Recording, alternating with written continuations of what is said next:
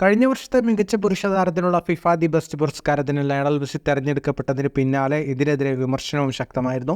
Manchester സിറ്റിയുടെ Norwegian striker Erling ഹാളണ്ടാണ് പുരസ്കാരത്തിന് മെസ്സിയേക്കാൾ അർഹനാണ് എന്നാണ് വിമർശകർ വാദിക്കുന്നത്. മെസ്സിക്കും ഹാളണ്ടിനും വോട്ടെടുപ്പിൽ 48 പോയിന്റ് ആയതോടെ കൂടുതൽ ദേശീയ ക്യാപ്റ്റന്മാരുടെ വോട്ടുകളാണ് മികച്ച താരത്തിനുള്ള തെരഞ്ഞെടുപ്പിന് പരിഗണിച്ചത്. ഇതിൽ മുന്നിലെത്തിയതാണ് മെസ്സിക്ക് ഫിഫ ദി ബെസ്റ്റ് പുരസ്കാരം ലഭിച്ചത്. ഇക്കാര്യത്തിൽ മെസ്സിയെ പിന്തുണച്ച് രംഗത്ത് വന്നിരിക്കുകയാണ് ചെൽസി മുൻ താരം John OB Michael. Sky sports ചാനലിൽ നൽകിയ അഭിമുഖത്തിലാണ് മൈക്കൽ മനസ്സ് തുറന്നത്. ഹാളണ്ടിനേക്കാളും എന്തുകൊണ്ടും പുരസ്കാരത്തിന് അർഹൻ മെസ്സിയാണെന്നാണ് മൈക്കലിന്റെ വിലയിരുത്തൽ. ഹാളണ്ട് എന്ന സ്റ്റാർ പ്ലെയർ ഇല്ലാതെയും നിലവിൽ മാഞ്ചസ്റ്റർ സിറ്റി ടീമിന് നേട്ടങ്ങളൊക്കെ എത്തിപ്പിടിക്കാനാവുമെന്ന് ഒബി മൈക്കൽ ചൂണ്ടിക്കാട്ടുന്നു. മെസ്സി പുരസ്കാരം അർഹിക്കുന്നുവെന്ന് ഞാൻ കരുതുന്നു.